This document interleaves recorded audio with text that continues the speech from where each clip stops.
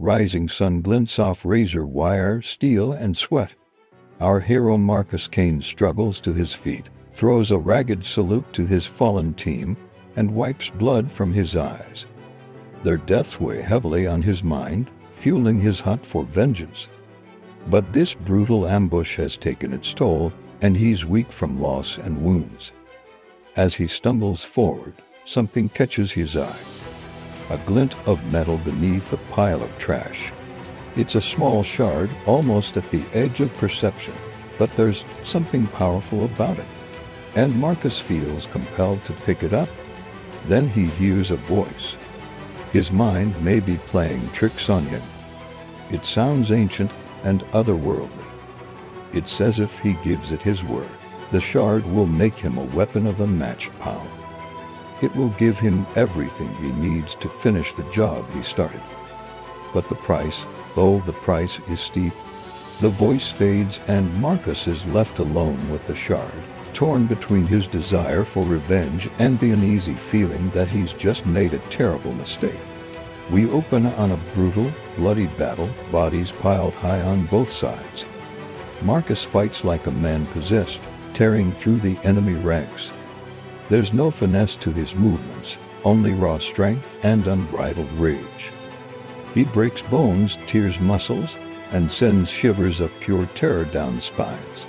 There's a wild look in his eyes, a haunting echo of the man he used to be. And with each strike, the shard's voice grows louder, urging him to do more, to be more. With a roar, Marcus drives his fist into the ground, sending a shockwave that knocks enemies off their feet. But as he looks down at his hand, he sees the metal spreading, inching closer to his heart.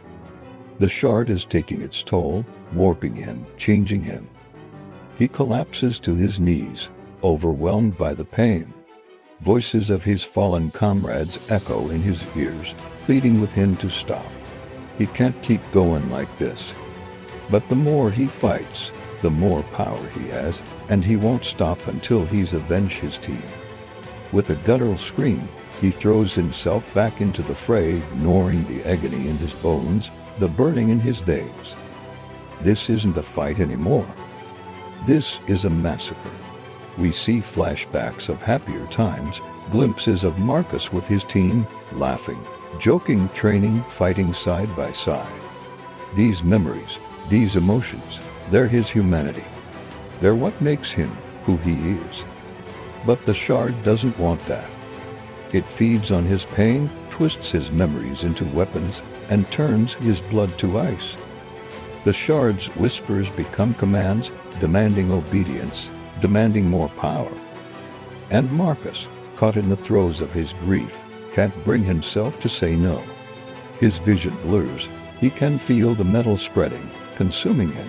It's like he's shattering from the inside out, becoming something cold, hard, and unfeeling. He stumbles, catching sight of the terrified faces in the crowd. For a moment, he hesitates, the humanity in his eyes flaring to life. But the shard's voice drowns out his thoughts, twisting them, turning him. And before he knows it, he's back in the fight, tearing through the enemy ranks, leaving nothing but twisted metal in his wake. He takes hit after hit, bullets and blades alike, all of it fueling his rage, feeding the shard's insatiable hunger. The shard reacts violently in his chest as he gets hit, shooting spikes of metal through his flesh. He screams, thrashing about, trying to get away from it, to escape the pain, but it's no use. The more he fights, the more he hurts, the more he becomes like it. Finally he sees it, the leader of the gang that destroyed his team, the one responsible for all of this pain. With a roar that shakes the very foundations of the city, he charges, slamming his fist into the concrete, sending a shockwave that ripples outward, knocking enemies off their feet. The shard amplifies his senses, giving him heightened vision, hearing, speed, and strength. Each step he takes is a thunderous boom, each movement a deadly weapon. He's like a tank, all guns and armor, unstoppable, ruthless. He reaches the leader, towering over him. The shard's voice booms, commanding him to end this, to finish what he started. But as he looks down at the cowering figure before him, something stirs within him, a flicker of the man he once was. A memory surfaces, a life hanging in the balance.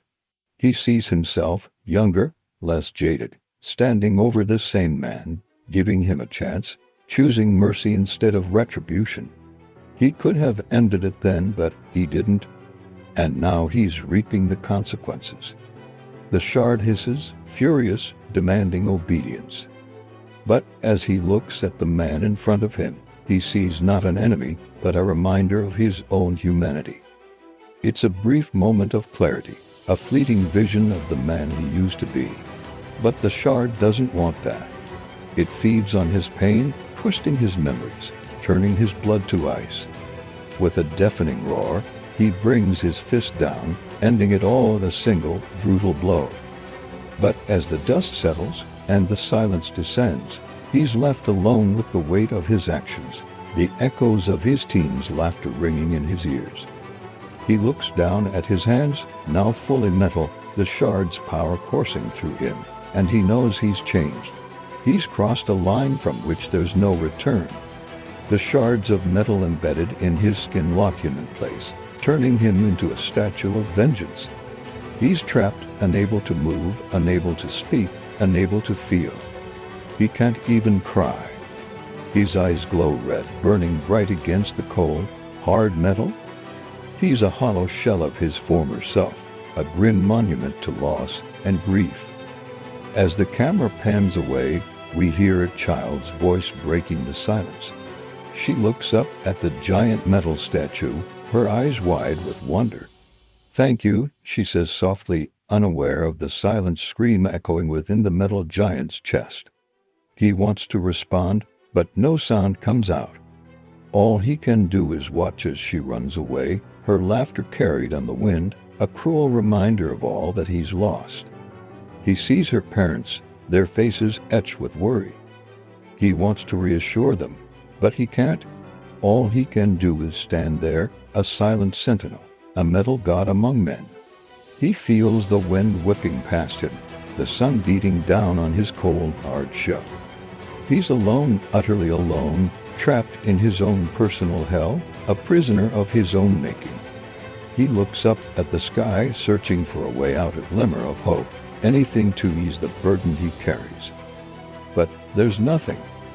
Only the endless expanse of a merciless sky.